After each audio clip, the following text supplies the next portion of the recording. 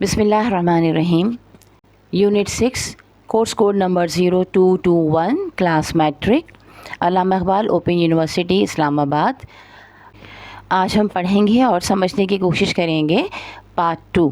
इससे पहले हम कर चुके हैं एक्सरसाइज नंबर 8, इसे हमने सॉल्व कर लिया था।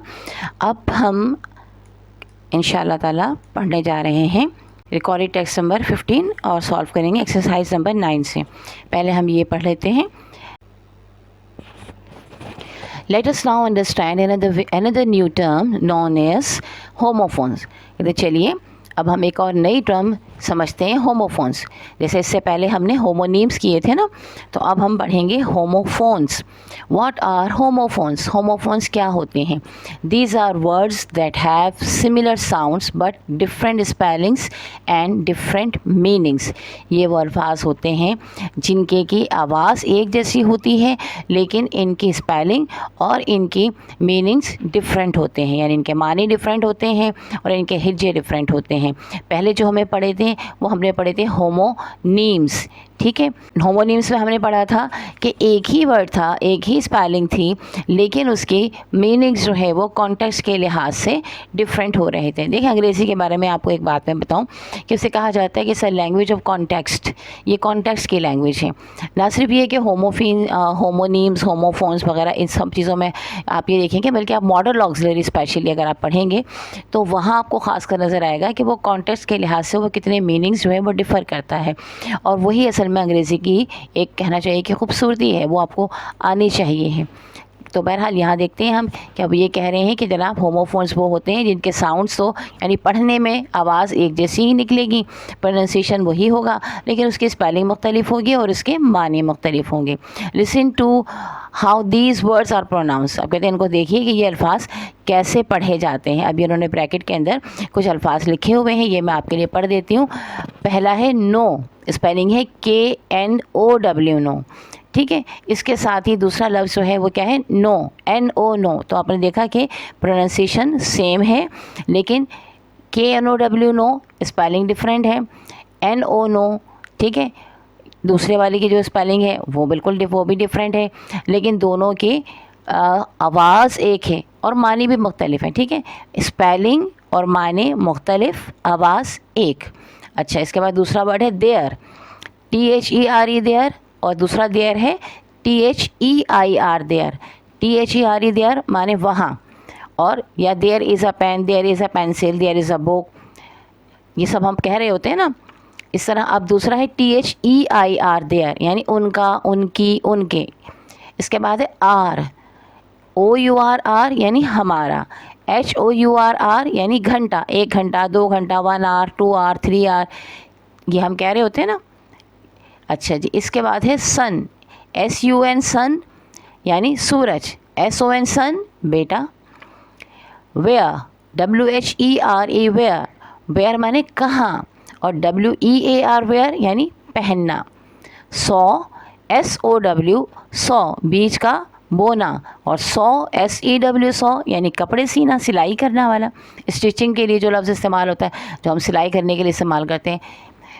ठीक, इसके बाद है पीस, PEACE पीस यानी अमन व अमान, और पीस PIECE पीस यानी टुकड़े। साइट, SITE साइट जगह, लोकेशन, और SIGHT साइट, आई साइट जैसे होता है आपकी आँखों की नज़र, और साइट यानी मंजर। इसी तरह सी, SEE देखना, और SEAC यानी समंदर। तो अब जबकि हमने ये स्पेलिंग्स भी देख ली और इसकी हमने मीनिंग्स भी देख ली, अब हम देखते हैं एक्सरसाइज नंबर 9।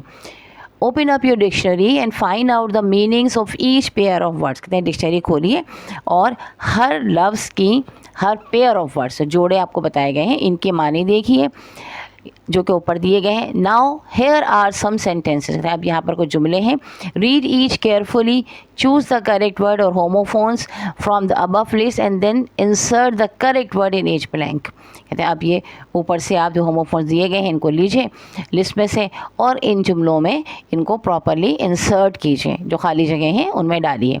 अच्छा जनाब, पहला जुमला है I am growing old and I need to have dash of mind that I can only get if I have have a dash of my own land. तो अब यहाँ पे हमें ऐसा वर्ड चूज़ करना है जिसके आवाज़ एक जैसी हो लेकिन माने उसके मुख्तलिफ हों। तो अब यहाँ पे अगर हम देखें तो हमें क्या चीज़ चाहिए होती है, अगर आप बूढ़े हो रहे हैं, बड़े हो रहे हैं और आपको माइंड की क्या चीज़ चाहिए होती है, पीस ऑफ माइंड, यानी कि अमन चाहिए होता है, सुकून चाहिए होता है, दिमागी जहनी सुकून, PEACE, peace of mind. That I can only get if I have और वो मुझे कब मिल सकता है, जब मेरे पास हो a piece of my own land, PIECE, अरे मेरी ज़मीन का अपना एक टुकड़ा मेरे पास हो तो मुझे ये जहनी सुकून मिल सकता है। जैसे कहते हैं ना, मेरा अपना, बच्चे कहते हैं मेरा अपना कमरा होगा तो मैं सुकून से पढ़ूंगा। तो लिहाजा वो कहते हैं कि मैं बूढ़ा हो रहा हूँ, मेरा अगर अपना एक घर होगा, मेरी अपनी ज़मीन होगी तो मैं वहाँ पर सुकून से रह सकूँगा। इसके बाद नंबर 2 है we will do all dash work in and dash. तो अब हम यहाँ पे क्या लिखेंगे, हमें क्या कर सकते हैं, we will do all our work in an hour, हम अपना सारा काम 1 घंटे में कर सकते हैं। तो फर्स्ट में OUR आर और सेकंड में HOURR घंटे वाला, ठीक है, और पहले में आर हमारा वाला OURR। इसके बाद नंबर 3 है I don't know if your answer is yes और नो, ठीक है, ये मैंने पढ़ ही दिया आपको आंसर, ये है I don't dash if your answer is yes और डैश। तो नो, KNOW नो, यानी मैं नहीं जानता, आई डोंट नो मैं नहीं जानता, इफ़ योर आंसर कि आपका आंसर जो है वो यस में होगा या नो में होगा, ना में होगा। नंबर 4 है the family went to dash the dash where they intend to build a house which is near the dash side and what a beautiful dash it was. देखिए अब तो माशाल्लाह ये इन्होंने 4 एक साथ दे दिए हैं। तो पहले को देखिए, the family went to dash the dash where they intend to build a house, family गई डैश डैश में जहाँ पे कि वो हाउस बनाना चाहती थी। तो हम पहले लिखेंगे कि the family went to see, SEEC, the site, SITE site, यानी फैमिली वो लोकेशन देखने गई, where they intend to build a house, जहाँ पर के वो अपना घर बनाना चाहते हैं, विच इज़ नियर द, वो कहाँ पर है, नियर द सी साइड यानी समंदर के करीब है, and what a beautiful sight it was, और वो क्या खूबसूरत मंजर है, SIGHT साइट, ठीक है। दोबारा से बता देती हूँ, पहले वाली ब्लैंक में SEEC, दूसरे वाली ब्लैंक में SITE साइट, तीसरी वाली ब्लैंक में SEAC यानी समंदर, और चौथी वाली ब्लैंक में साइट, SIGHT साइट।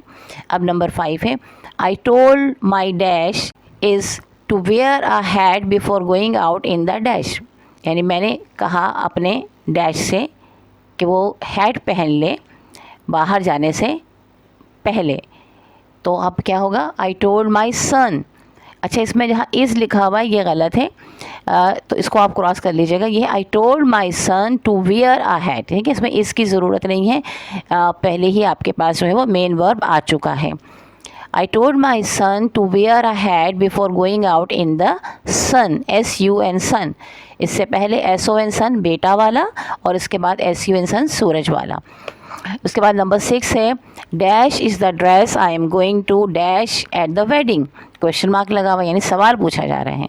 तो सवाल क्या होगा कि where is the dress, WHERE, कहाँ है वो लिबास, I am going to wear, WEAR wear, जो कि मैं पहनना चाहता हूँ, where is the dress I am going to wear at the wedding, कहाँ है वो लिबास जो कि मैं शादी में पहनना चाहती हूँ।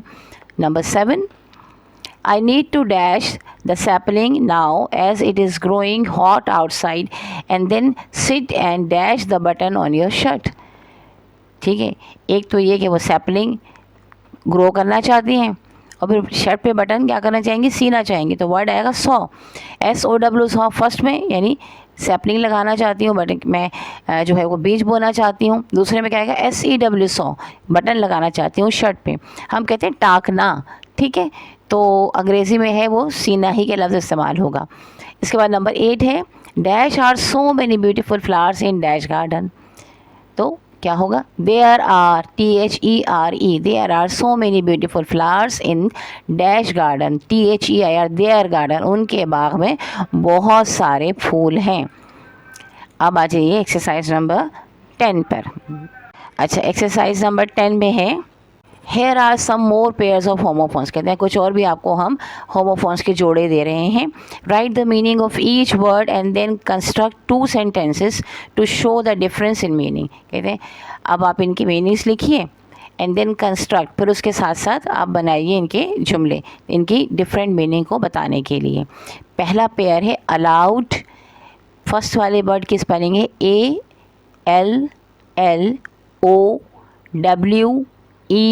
ALLOWED, allowed. ठीक है. दूसरा इसके साथ जो वर्ड है वो है अलाउड, ALOUD. ठीक है. फर्स्ट अलाउड है जिसका मतलब होता है परमिटेड, परमिशन देना, इजाज़त देना. दूसरा अलाउड है ऊंची आवाज़ में पढ़ना या ऊंची आवाज़ में बोलना. ठीक है. अब हम इसका जुमला बनाएंगे. 1 अलाउड, ब्रैकेट में हम लिखेंगे इसकी meaning permitted, PERMITTED, permitted. Sentence हमारा है we are allowed to play outside after lunch.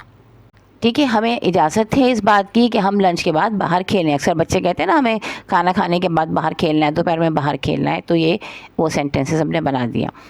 इसके बाद अलाउड, ALOUD, ब्रैकेट में लिखेंगे spoken out loud, SPOKEN, spoken out, OUT out, LOUD loud, ऊंची आवाज़ में बात करना. जुमला है she read the story aloud to the class, उसने स्टोरी को क्लास के लिए ज़ोर से पढ़ा. इसके बाद दूसरा पेयर है हमारे पास बेयर, बेयर, BARE बेयर और BEAR bear. BARE bare meaning without covering और क्लोथिंग, एक्सपोज्ड. ठीक है. जिसके कोई भी ऐसी चीज़ हो जिसके ऊपर उसकी कवरिंग ना हो तो हम कहेंगे ये बेयर है. ठीक है. जैसे कि हम अगर बगैर चप्पल पहने हुए भी बाहर जाते हैं तो हम कहते हैं बेयर फुटेड, हम बाहर चले गए, नंगे पैर हम बाहर चले गए. ठीक है ना. तो हम सेंटेंस बनाते हैं. फर्स्ट BARE बेयर का, the tree was bare of leaves in the winter standing stark against the grey sky. ठीक है. यानी जो दरख्त है वो बग़ैर पत्तों के सर्दियों में खड़ा हुआ था ग्रे आसमान पे, ग्रे आसमान के साथ. ठीक है. क्योंकि जब अगर आप दरख्त को गौर से देखें तो दरख्त ऐसे ही लगता है ना आसमान के साथ, उसके पीछे पूरा आसमान का ही व्यू आ रहा होता है अगर खुले गार्डन में देखें. तो मीनिंग हमने आपको बता दी है कि विदाउट कवरिंग और clothing, exposed, EXPOSED, expose. Clothing की है CLOTHING, क्लोथिंग. ठीक. दूसरा है नंबर 2 बियर. यही बेयर एक ही चीज़, BEAR बेयर, जिसका मतलब क्या है अ लार्ज मैमिल और टू कैरी एंड सपोर्ट. दोनों मीनिंग्स इसके होते हैं. एक यानी रीच को भी आप यही स्पेलिंग आप इस्तेमाल करते हैं रीच के लिए भी, ये आपके होमोफोन्स में भी, होमोनीम्स में भी आ सकता है यही वर्ड बेयर. ठीक है. कि आपने रीच को भी हम बेयर कहते हैं और यही स्पेलिंग होती है, यही प्रोनाउंसिएशन होता है, बस मीनिंग अलग होती हैं. और ये होमोफोन्स में भी आ जाता है बेयर के साथ. और इसका मतलब ये भी होता है टू कैरी एंड सपोर्ट, कि वो चीज़ लेके जाना, कुछ चीज़ बर्दाश्त करना जिसको हम कहते हैं ना, वो भी. सेंटेंस होगा the mother bear protected her cubs. यानी पहले हमने बनाया था रीच जो है उसने क्या किया है कि वो अपने बच्चों को प्रोटेक्ट किया. Fiercely when a stranger approach their den, जब कोई स्ट्रेंजर अजनबी उसके डेन की तरफ, उनके रहने की जगह को, घर को डेन कहते हैं, तरफ आया तो उसने बहुत गुस्से से अपने बच्चों को बचाया. नंबर 3 हमारे पास है, उम्मीद है आपको समझ आया होगा. नंबर 3 हमारे पास है सीरियल. ठीक है. आपने सीरियल तो आपने सुना ही होगा ना, बस ये वही है, CEREAL सीरियल और SERIAL सीरियल. ठीक है. दोनों एक ही प्रोनाउंसिएशन है. पहला वाला CEREAL सीरियल जो फॉर ब्रेकफास्ट, जो आपने नाश्ते के लिए हम इस्तेमाल कर रहे होते हैं ना, a common breakfast food made from processing grains. Meanings में आएगा a common breakfast food made from processed PROCESSED, processed grains, GRAINS, grains यानी अनाज, अनाज से बना हुआ कॉमन जो नाश्ता इस्तेमाल किया जाता है. अच्छा जी. नंबर 3 मतलब हमारे इलाके में तो नहीं होता है ना, हमारे यहाँ तो हम तो खाते हैं पराठे या स्लाइसेस खा रहे होते हैं.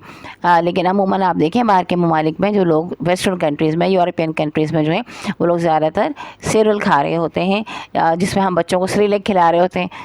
इसी तरह वहाँ पे बड़ों के लिए भी सीरियल्स मिल रहे होते हैं. आप में से बहुत से लोग खाते भी होंगे यकीनन ये. तो बहरहाल सेंटेंस हमारा है for breakfast comma I usually have a bowl of cereal topped with fresh fruits. मैं अमूमन एक सीरियल का बाउल खाता हूँ जिसके ऊपर खूब सारे फ्रेश फ्रूट्स डले हुए होते हैं। दूसरा सीरियल SERIAL, ठीक है, इसके मीनिंग क्या है? अकरिंग इन अ सीरीज़ और सीक्वेंस, कोई चीज़ बार बार एक सीरीज़ के साथ हो रही हो। सीरियल जो हम टीवी में आ रहे होते हैं तो हमारे यहाँ थोड़े से प्रोनाउंसिएशन हम बहुत सी चीज़ों के डिफरेंट हो जाते हैं ना। सीरियल हम कह रहे होते हैं ये फलां ड्रामे की सीरियल आ रही है, इस या सीरीज़ आ रही है, ये वर्ड हम इस्तेमाल कर रहे होते हैं ना।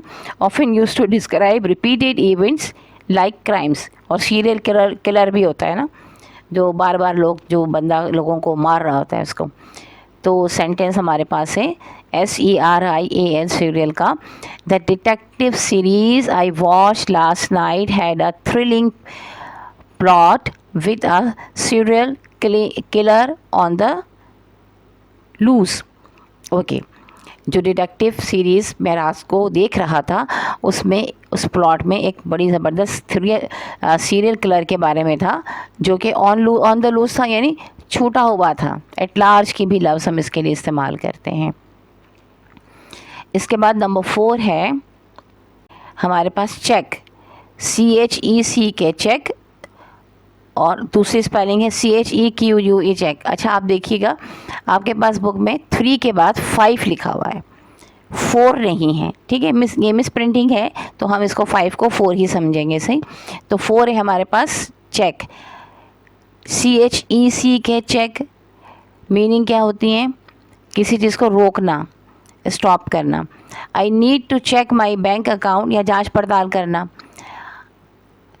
I need to check my bank account to see if my paycheck has been deposited. मैं अपना बैंक अकाउंट देखूँगा ये चेक करने के लिए कि मेरे पे चेक्स जो हैं वो डिपॉजिट हो गए हैं या नहीं हुए हैं, ठीक है। ये पे चेक की स्पेलिंग में भी यहाँ पर आपके पास यहाँ पे चेक ही आएगा, पे चेक। वो चेक्स जो कि मैंने पे कर दिए हैं वो चेक वो पे हुए हैं कि नहीं हुए हैं। अच्छा जी, इसके बाद है cheque, CHEQUE। I wrote a cheque to pay for my groceries. मैंने एक चेक लिखा अपनी ग्रॉसरीज को की पेमेंट के लिए, यानी जो भी परचून का सामान वगैरह घर के लिए ख़रीदा हो उसकी पेमेंट के लिए। इसके बाद है नंबर 5 डाई जी। इसके बाद है डाई, DIE डाई यानी मरना, death. If the plant does not get enough water, it will surely die। ये हमारा सेंटेंस हो गया। Die color, to color, ठीक है, कलर करना। She decided to dye her hair a vibrant shade of blue, ठीक है। She decided to dye her hair a vibrant shade of blue। Blue का एक चमकता हुआ कलर से, शेड से उन्होंने चाहा कि वो अपने बालों को जो है वो डाई कर लें, ठीक है। अच्छा जनाब, अब हमारे पास है नंबर 6। अब हमारे पास है number 6 feat, FEAT feat. FEAT feat यानी an achievement that requires great courage. ऐसी अचीवमेंट जिसमें कि बहुत ज़्यादा जुर्रत की ज़रूरत होती है। उसके बाद दूसरा वर्ड है फीट, FEET फीट। फीट क्या है? The lower extremity of the leg below ankle. बिल्कुल पैर के नीचे, आपके टखनों के नीचे की जो जगह है यानी आपके तलवे, उसको हम फीट कहते हैं, ठीक है। फुट जमा उसकी फीट हो गई। तो पहले हम सेंटेंस बनाएंगे फीट, FEAT फीट का। Climbing Mount Everest is a remarkable feat but requires skill and determination। यानी माउंट एवरेस्ट पर चढ़ना एक बहुत रिमार्केबल, बहुत उम्दा, बहुत बड़ी और काबिल सताइश नुमाया कारनामा है, लेकिन उसके लिए ज़रूरी है कि आप में जुर्रत भी हो और महारत भी हो। फिर उसके बाद है FEET फीट। इसका सेंटेंस है after a long hike my feet were sore and tired. The lower extreme, ठीक है, यानी बहुत ज़्यादा चलने के बाद मेरे जो पैर थे, हाइकिंग करने के बाद मेरे पैर जो है वो सूज गए या उसमें छाले पड़ गए और बहुत थक गए। इसके बाद आप आ जाइए नंबर 6 के बाद 7 पे।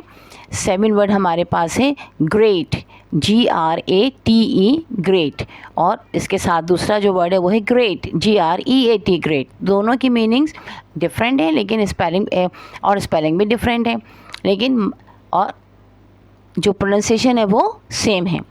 Please grate the cheese for the pasta dish to make it extra cheesy. जुमला हमारा है कि जनाब पास्ता चीज़ के लिए ज़रा थोड़ा सा चीज़ आप ग्रेट कर दीजिए ताकि इसको एक्स्ट्रा चीज़ी बनाया जाए। मीनिंग्स जो हम देंगे ब्रैकेट में देंगे, reduce food to small shreds, छोटे छोटे पीसेस में किसी खाने की चीज़ को कर देना, उसको ग्रेट करना, कद्दूकश करना उर्दू में जो हम कहते हैं ना।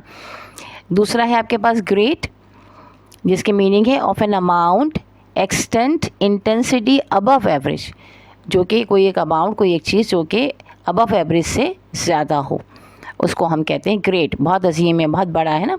तो जुमला होगा there was a great performance, the audience loved it, बहुत ज़बरदस्त परफॉर्मेंस थी, ऑडियंस ने उसे बहुत पसंद किया। इसके बाद नंबर 8 है स्टेयर, STAIR, स्टेयर यानी सीढ़ियाँ, ठीक है, और STAR स्टेयर यानी घूरना। मैं इंग्लिश में भी आपको मीनिंग बताती हूँ। ब्रैकेट में देखें STAIR, ब्रैकेट में लिखिएगा a set of steps leading from one floor to another, ठीक है, one floor FLOOR floor to another, typically inside the building, building के अंदर आमतौर पर जो स्टेप्स बनाए जाते हैं एक के बाद एक, ताकि वो एक फ्लोर से, एक छत से आप दूसरी छत तक जा सकें, यानी एक नीचे से ऊपर तक जा सके, फर्स्ट फ्लोर तक, एक मंजिल से दूसरी मंजिल तक जा सके। जुमला है she slipped on the stair and nearly fell, वो स्टेयर्स पर, सीढ़ियों पर फिसल गई और तकरीबन गिर गई।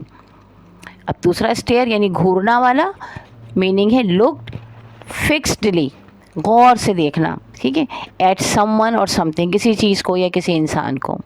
सेंटेंस है it is not polite to stare a person when they are talking, ये अच्छी बात नहीं है कि हम किसी इंसान को घूरें जबकि वो बात कर रहा हो, ठीक है।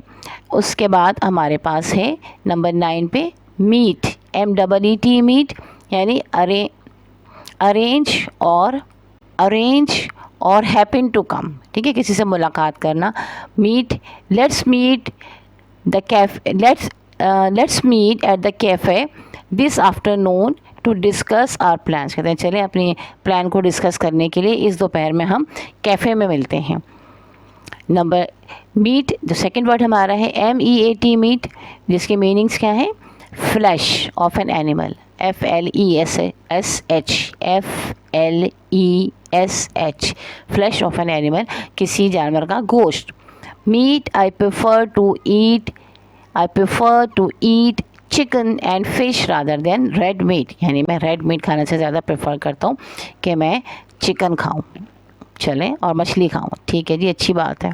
उसके बाद है हमारे पास ये उन्होंने डिक्शनरी के कुछ पेजेस दिए हुए हैं यहाँ पे, इसको प्रिंट करके आपके समझने के लिए कि डिक्शनरी इस तरह से होती है, उसमें मीनिंग्स होते हैं। अच्छा जी, इससे पहले भी इन्होंने कुछ कहा हुआ है, ये भी पहले पढ़ लेते हैं। कहते हैं a dictionary also helps in learning grammar, बताते हैं कि डिक्शनरी हमें ग्रामर पढ़ने में भी मदद देती है।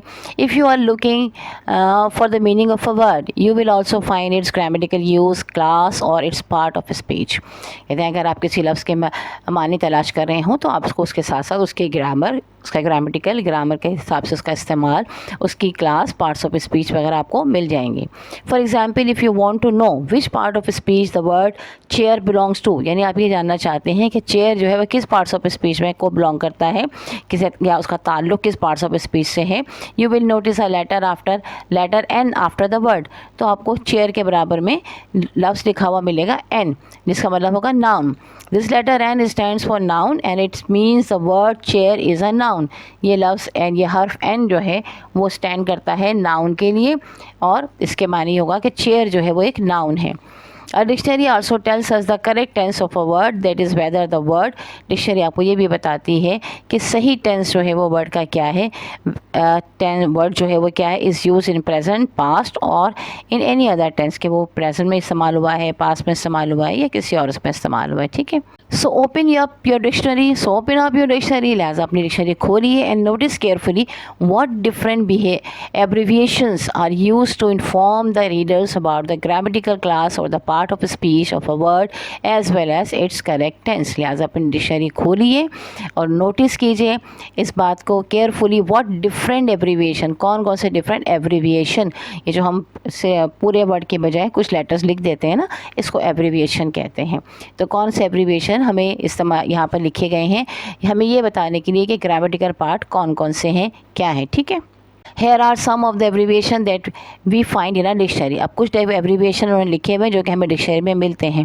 मिसाल के तौर पर ए कैपिटल, स्मॉल डी और जे, ए डी जे, या इसका मतलब होता है ये this stands for adjective, A D J E C T I V E. तो एग्जेक्टिव पूरा लिखने के बजाय हम ए कैपिटल, डी और जे लिख देते हैं, इसका मतलब होता है एग्जेक्टिव। इसी तरह प्रोनाउन लिखने के बजाय P capital R O N, pron लिख दिया हमने, इसका मतलब होता है प्रोनाउन। इसी तरह पास्ट टेंस का पी कैपिटल और स्मॉल टी लिख दिया। इसी तरह वर्ब के लिए V I plus V T. अच्छा, वी आई का मतलब होता है वर्ब इंट्रांसिटिव, अगर वी टी लिखा हुआ होगा तो इसका मतलब होगा वर्ब ट्रांसिटिव, ठीक है। फिर prep, P R E P, prep यानी प्रेपोजिशन। एडवर्ब का यहाँ पे उन्होंने लिखा है ए कैपिटल और डी, लेकिन इसके साथ वी भी होता है। आप देखिएगा डिक्शनरी में आपको ए डी वी नज़र आएगा, इसका मतलब होता है एडवर्ब। फिर उसके बाद एन, एन अमूमन जो है वो स्मॉल से लिखा हुआ होता है, यहाँ उन्होंने कैपिटल से लिखा है, लेकिन बहुत से डिक्शनरीज में आपको स्मॉल एन मिलेगा जो कि नाउन के लिए स्टैंड करता है। फिर plural, P L, P L U R A L, plural जो जमा है उसके लिए हमें पी एल लिखा हुआ नज़र आएगा। अब इसी से मुतालिक इन्होंने एक एक्सरसाइज दी है, exercise number 11। Here is an incomplete chart with different verbs parts of speech. कहते हैं यहाँ पर एक इनकम्प्लीट चार्ट है जो उसमें कि डिफरेंट पार्ट्स ऑफ स्पीच इस्तेमाल किए गए हैं एंड टेंसेज और टेंसेज इस्तेमाल किए गए हैं। ओपन अप योर डिक्शनरी, अपनी डिक्शनरी को खोलिए and find out words that you want to write in each column, और वो अल्फाज तलाश कीजिए जो कि आपको ईच कॉलम में लिखने हैं।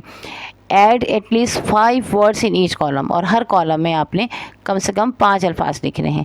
अच्छा, इन्होंने 5 जो है वो रॉज बनाई भी हैं और 6 इन्होंने कॉलम बनाए हुए हैं, जिनमें से एक पे इन्होंने फर्स्ट पे लिखा हुआ एन, यानी आपने यहाँ पे 5 नाउन लिखने हैं।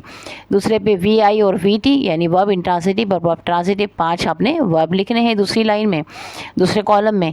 तीसरे कॉलम में एडजेक्टिव लिखा हुआ ए डी जे, यानी 5 एडजेक्टिव लिखने हैं। फिर पी टी लिखा हुआ है, यानी कि पास्ट टेंस या past participle form of the verb आपने लिखनी है। फिर पी एल यानी प्लूरल लिखना है आप लोग को। उसके बाद है प्रॉन, यानी कि प्रोनाउन लिखने हैं, सही है। तो हमने नाउन वाले कॉलम में हम लिखेंगे computer, table, chair, food, fan, ठीक है। वर्ब वाले कॉलम में हम लिखते हैं ईट, इन्होंने लिखा हुआ है, बाकी हम लिखते हैं run, sell, S E double L sell, buy, B U Y buy, bring, B R I N G bring, sweep, S W double E P sweep. Adjective वाले खाने में हम लिखेंगे, इन्होंने कॉलम में पहले लिखा ब्यूटीफुल, हम लिखेंगे delicious, D E L I C I O U S.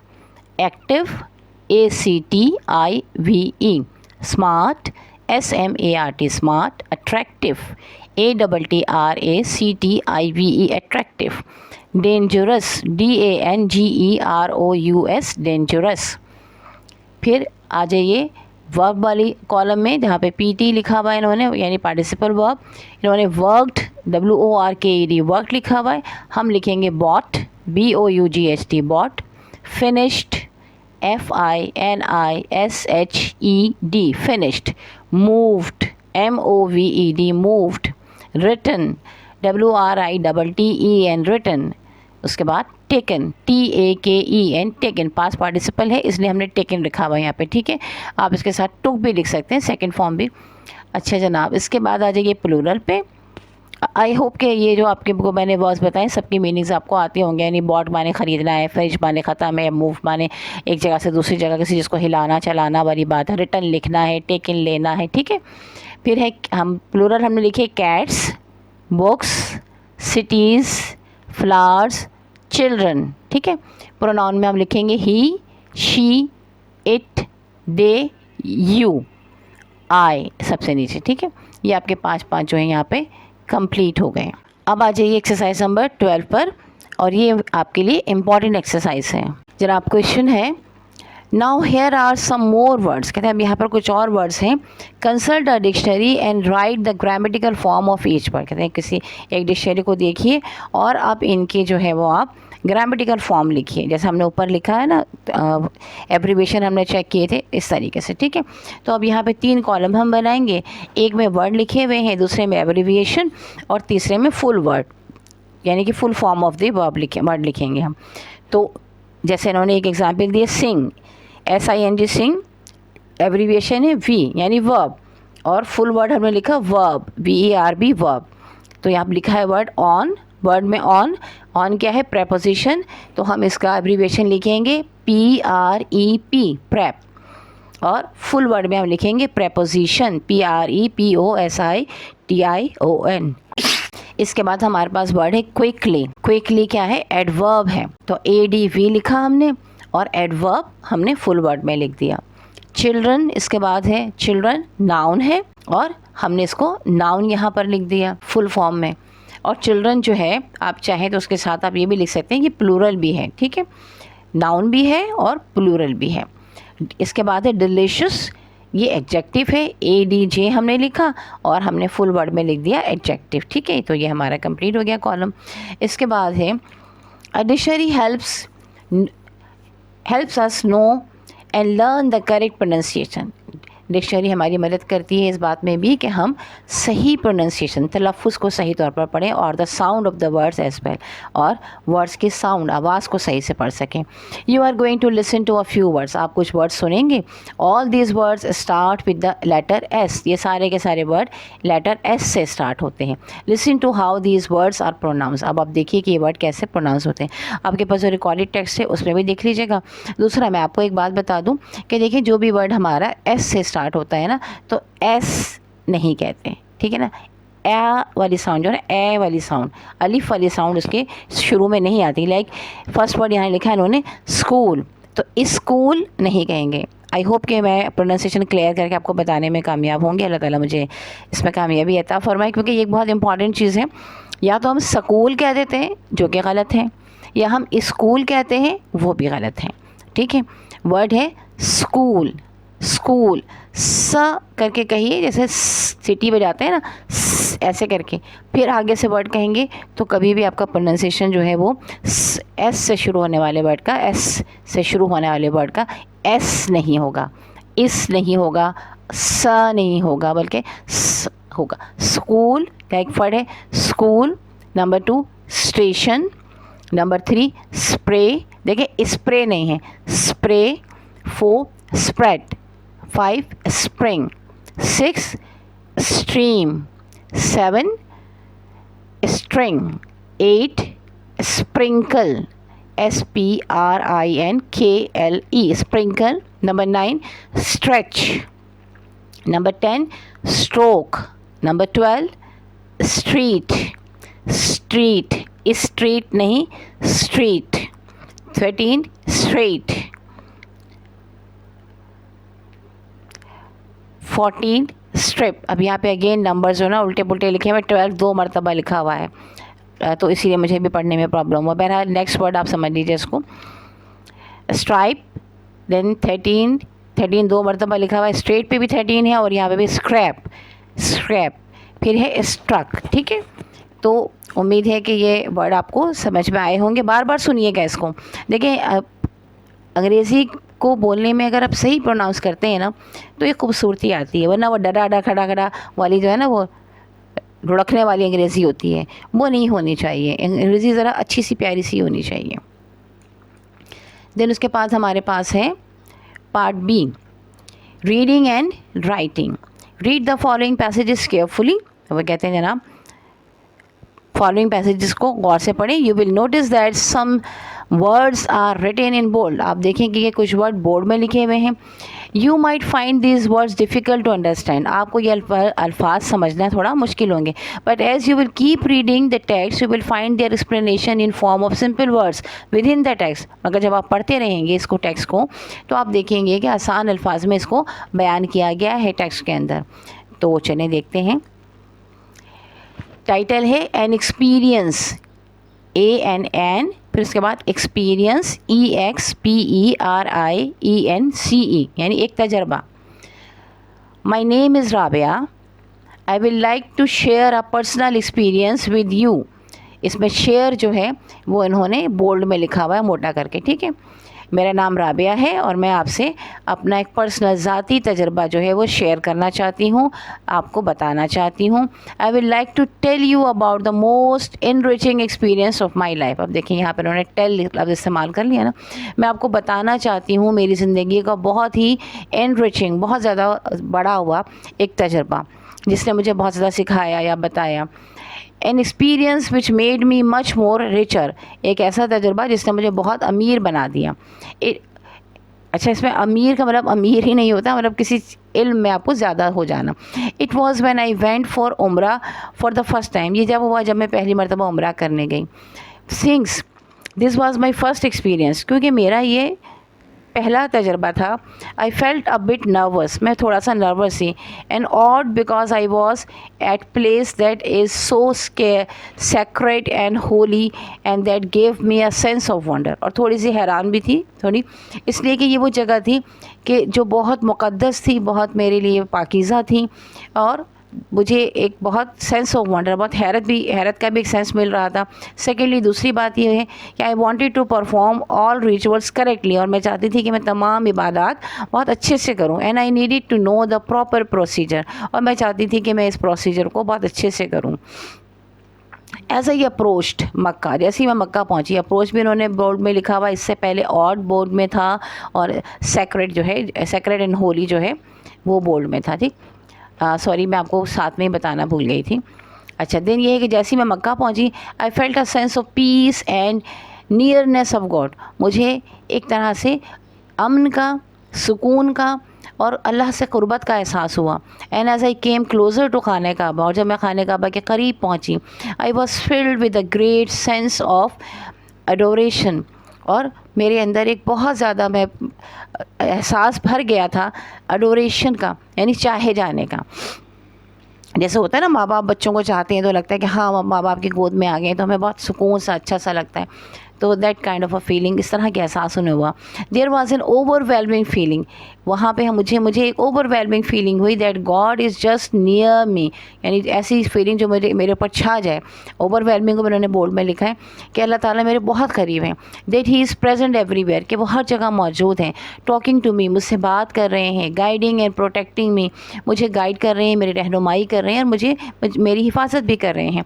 This powerful feeling change my whole perspective, इस ताकतवर एहसास ने मेरे पर्सपेक्टिव, मेरे तमाम ख़यालात को, पर्सपेक्टिव बोर्ड में लिखा हुआ है, टूवर्ड्स लाइफ, ज़िंदगी की तरफ मेरे जो जितने भी ख़यालात थे, जो एहसासात थे, उसको चेंज कर दिया। एंड पीपल, एंड अब इसका जो वर्ड है मेरे पास यहाँ क्लियर नहीं है, आप अपने पास देख लीजिएगा। पीपल एंड लाइफ होगा या लिविंग होगा, ठीक है। ज़िंदगी के बारे में, लोगों के बारे में मेरी राय चेंज हो गई। माई outlook towards life went through a drastic change and my life from the took a major turn, ठीक है। और उस वक्त से मेरी ज़िंदगी को देखने का मेरा जो चेंज था, बिल्कुल मुकम्मल तौर पर, ड्रास्टिक को इन्होंने बोर्ड में लिखा है, चेंज हो गया, और मेरा ज़िंदगी की तरफ मेरा नज़रिया बिल्कुल तब्दील हो गया। और ये होता है, अल्लाह ताला, अगर आप लोग नहीं गए हैं तो अल्लाह ताला आप सबको तौफीक अता फरमाए कि आप उम्रा करें, हज करें।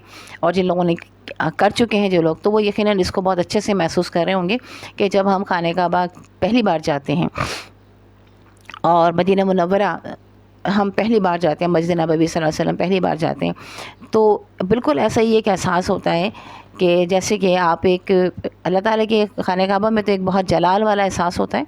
आप बहुत ज़्यादा, आपको लगता है कि बस आप थोड़े से डरे हुए होते हैं, थोड़े से सहमे होते हैं कि हम बिल्कुल अल्लाह के घर के आगे, हमसे कोई गलती ना हो, हमसे कोई कोताही ना हो। और खुशी भी होती है कि हम अल्लाह ताला के खाने काबा कहते हैं करीब है, क्योंकि हर मुसलमान की ख्वाहिश होती है कि अल्लाह ताला उसको वहाँ पहुँचाए, वो वहाँ जाए, वहाँ अल्लाह के घर को देखे, वहाँ तवाफ़ करे, वहाँ इबादत करे, वहाँ अल्लाह से दुआएँ मांगे। तो बहरहाल ये सब चीज़ें अल्लाह ताला हम सबको तौफीक दे। खैर फिर कभी बात करेंगे, वरना आपका चैप्टर जो है बहुत लंबा हो जाएगा, फिर मैं कहूँगी कि 40 मिनट हो गए हैं, तो अब हमें आगे बढ़ना चाहिए, तो मैं कोशिश कर रही हूँ कि पूरा हो जाए, ठीक है। Exercise number 13, synonyms, words with similar meaning, ठीक है। सिनोनिम्स का मतलब है वो अल्फाज जो कि एक जैसी मीनिंग्स वाले हैं। Now read the text carefully once again, अब दोबारा टेक्स्ट को गौर से पढ़िए. Search for those simpler words which mean the almost the same as a difficult word, जो कि बिल्कुल वैसे ही थे जैसे कि डिफ़िकल्ट वर्ड्स के लिखे हुए थे बोर्ड में. You will find the explanation or simpler words from within the text, और आपको टेक्स्ट में से सिंपलर वर्ड्स भी मिल जाएंगे. फॉलो द एग्जाम्पल, मिसाल के तौर पर शेयर का मतलब है टेल, इनरिचिंग अब हम आपको बताते जा रहे हैं. ठीक है. नंबर 2, इनरिचिंग का मतलब है मोर रिचिंग. और AWD और यानी wonder, astonished. Rituals, procedure, PROCEDURE. ठीक है. और ऊपर की स्पेलिंग भी बता रहे थे. वंडर WONDER वंडर, ऑब्लिक डाल के दूसरा वर्ड है astonish, ASTONISHED astonished.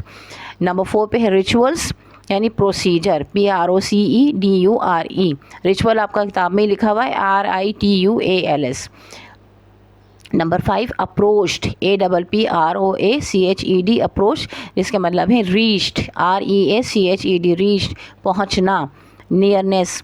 Overwhelming, OVER over, WHELMING overwhelming यानी पावरफुल, POWERFUL पावरफुल आप लिखेंगे.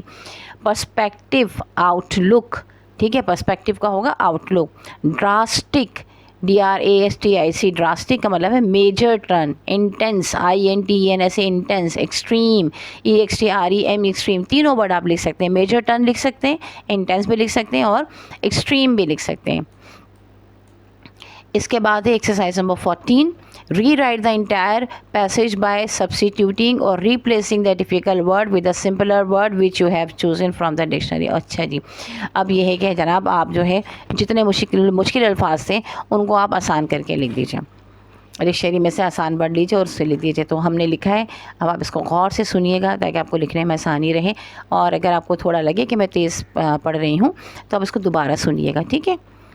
क्योंकि अगर मैं बहुत आहिस्ता आहिस्ता पढ़ूँगी तो वीडियो फिर लंबी हो जाएगी. My name is Rabia. I will like to tell a personal experience with you. It was the most special and meaningful experience of my life.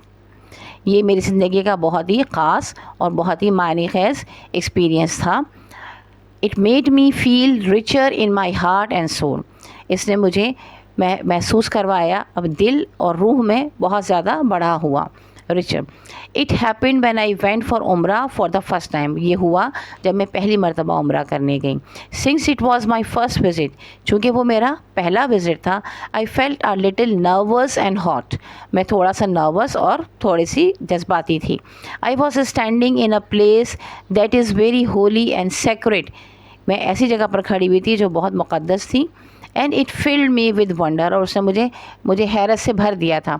I wanted to do all the rituals the right way. मैं तमाम rituals को सही तरीके से करना चाहती थी.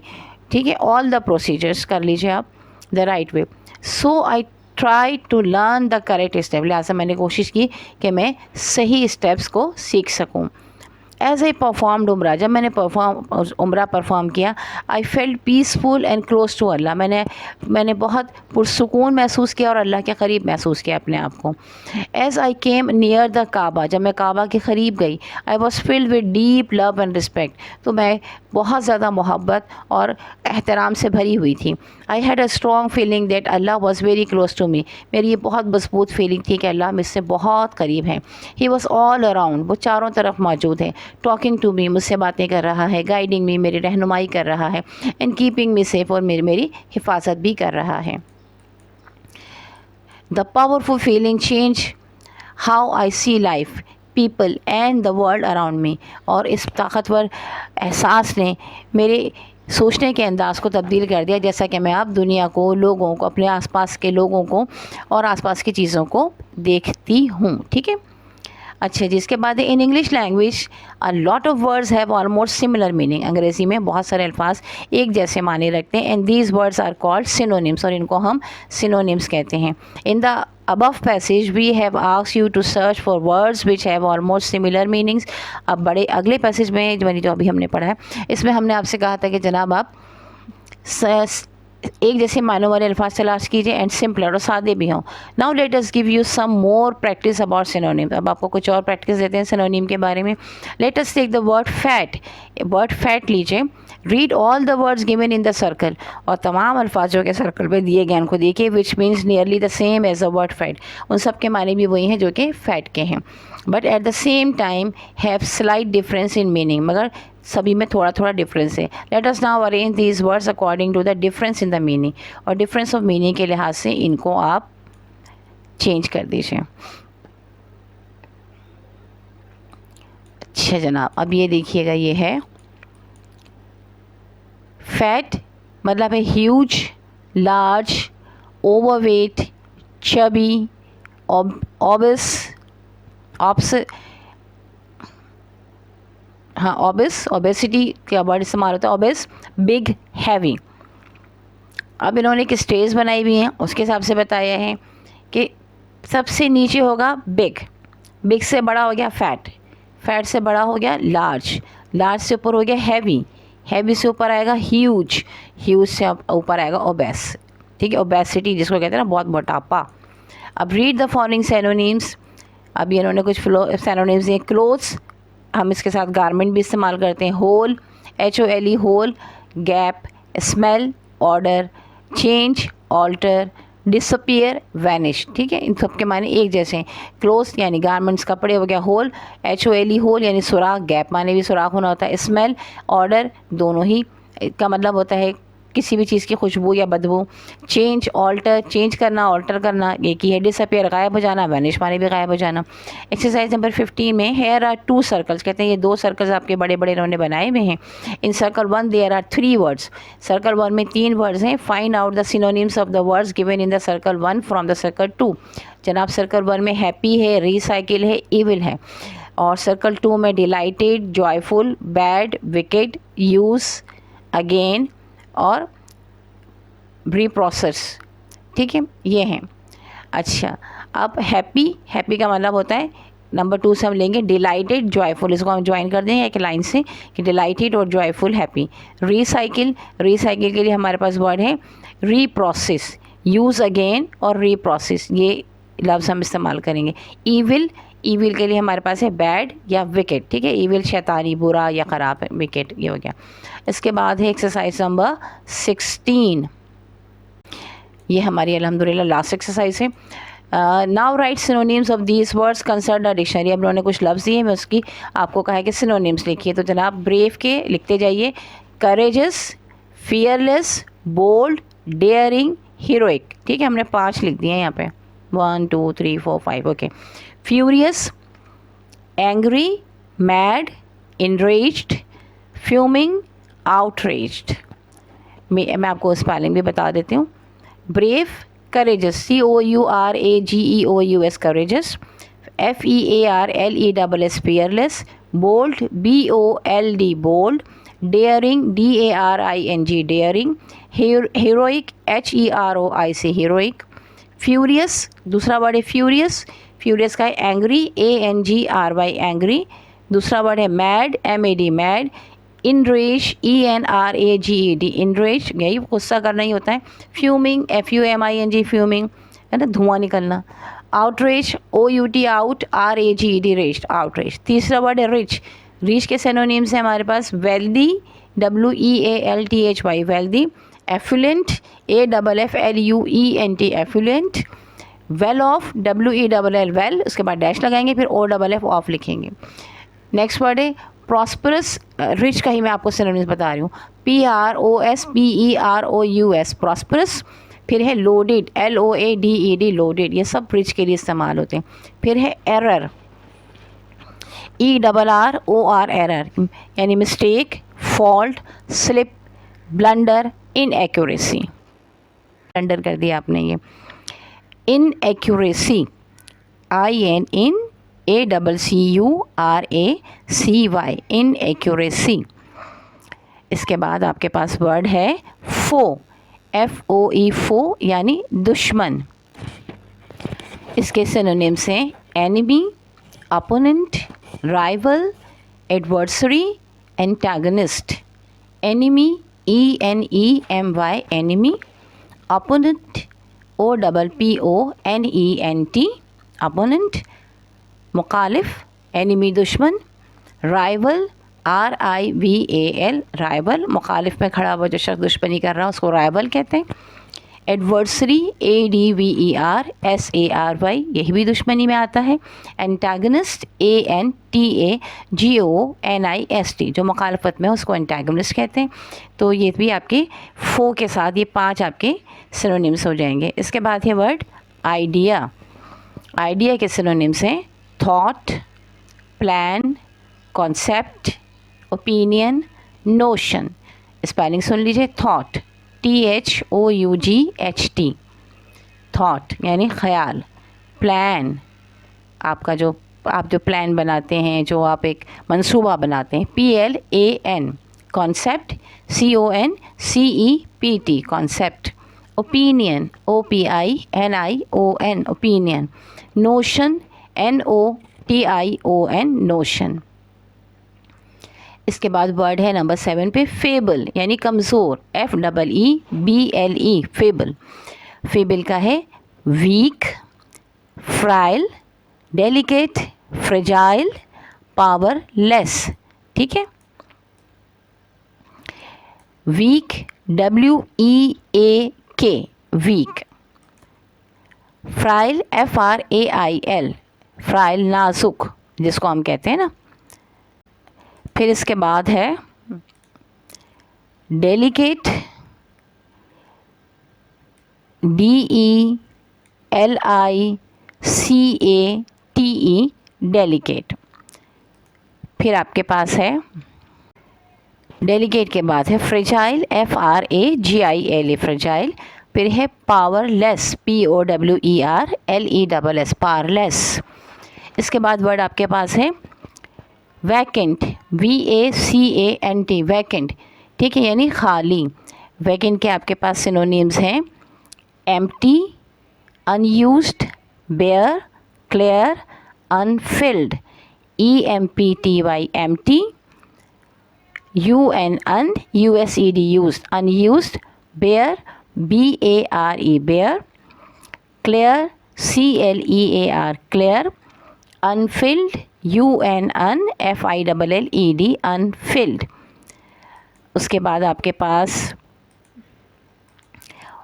Word है एड, AID, एड यानी कि हेल्प या मदद, जिसके सिनोनिम्स हैं help, support, assistance, relief, service. Help, HELP, help. Support, SUPPORT, support. Assistance, ASSISTANCE, assistance. Relief, RELIEF, relief. Service, SERVICE, service. इसके बाद आपके पास नंबर 10 पे वर्ड है एक्स्ट्रावेगेंट, EXTRAVAGANT, एक्स्ट्रावेगेंट, जिसको कहते हैं ना फजूल खर्च, बहुत ज़्यादा खर्च करने वाला। इसके सिनोनिम्स हैं wasteful, lavish, excessive, costly, over the top. Wasteful, spelling सुन लीजिए, WASTEFUL, wasteful. Lavish, LAVISH, lavish, यानी देखिए जो भी एक्स्ट्रावेगेंट होगा, फयाज होगा, हम उसको फयाज भी लफ्ज़ कह सकते हैं, बहुत ज़्यादा खर्च करने वाला या खर्चालू, खर्चे करने वाला शख्स भी कह सकते हैं। तो ज़ाया ही करेगा, लिहाजा वेस्टफुल। लैविश, बहुत ज़्यादा खर्च करना, बहुत ज़्यादा बड़े ताम झाम के साथ जो हम कहीं पे पैसा खर्च करें या कोई काम करें, इसको लैविश कहते हैं। एक्सेसिव, बहुत ज़्यादा बड़ा, EXCESSIVE। कॉस्टली, COSTLY, बहुत कीमती। ओवर द टॉप, सबसे ऊपर, OVER, over, THE the TOP, top. तो ये आपका ओवर द टॉप हो जाएगा। ठीक है। इसके बाद है आपके पास exercise number 17। Now read the text and experience. अब दोबारा टेक्स्ट एंड एक्सपीरियंस हमने से पहले पढ़ा था, उसे पढ़ें again and search for at least 5 in each column words that you can add into this grammar chart. और इस ग्रामर चार्ट में नीचे इन्होंने दिया हुआ है जिसमें कि अगेन आपके पास 5 कॉलम्स हैं और इसमें तकरीबन आपकी 5-6 रोज़ हैं कि इसमें उन्होंने कहा है कि अब आप इसमें लिखिए noun, verb, adjective, pronouns and past tense, past participle. ठीक है, तो नाउन में हम लिखेंगे एन एक्सपीरियंस से जो हमने नाउन लिए वो है राबिया, उम्रा, एक्सपीरियंस, टाइम, लाइफ। ठीक है, उम्रा की स्पेलिंग UMRAH, राबिया तो आपको पता ही है RABIA, एक्सपीरियंस EXPERIENCE, एक्सपीरियंस। फिर वर्ब्स हैं, वर्ब्स के कॉलम में आप लिखेंगे share, SHARE share, TELL tell, talk TALK talk, give GIVE give, take TAKE take, approach APPROACH approach. Adjective इसमें आप लिखेंगे personal, PERSONAL, PERSONAL personal. Enriching ENRICHING, nervous NERVOUS nervous, proper PROPER proper, major MAJOR major, first FIRST first. इसके meaning सारे मैंने आपको जब हम paragraph explanation कर रहे थे सब बताए हैं, इसलिए मैं दोबारा नहीं दोहरा रही हूँ। प्रोनाउंस हैं I, my, me, he, we, it. Past tense है felt, wanted, FELT felt, wanted WANTED wanted, decided DECIDED decided यानी फैसला कर लेना, नीडेड NEEDED नीडेड ज़रूरत, went WENT went, go went gone जो हमें वर्ब की स्पेलिंग्स होती हैं। Took, past tense of the take होगा टुक। तो ये अल्हम्दुलिल्लाह हमारा यूनिट नंबर 6 भी कंप्लीट हो गया। अल्लाह ताला आप लोगों को आसानी बेहतरी फ़रमाए, कामयाबी अता फ़रमाए। हमारी तरफ से जो भी आपके लिए मदद हुई हो, अगर आपको पसंद आई है वो तो ज़रूर लाइक कीजिएगा। कोई कमेंट्स करना चाहें, बताना चाहें तो ज़रूर बताइएगा। ये ज़रूर बताइएगा कि कहाँ से पढ़ रहे हैं आप लोग। और इसके अलावा अपने दोस्तों के साथ इसको ज़रूर शेयर कीजिएगा। और अगर अब तक आपने इसको सब्सक्राइब नहीं किया है तो ज़रूर सब्सक्राइब कर लीजिए ताकि आगे आने वाली वीडियोस भी आपको फ़ौरन मिल सकें। हमें अपनी दुआओं में ज़रूर याद रखिएगा। हमारी दुआएं आपके लिए हैं कि अल्लाह ताला आपको दीन और दुनिया दोनों में कामयाबी अता फ़रमाए। आमीन सुम्मा आमीन। अल्लाह हाफ़िज़।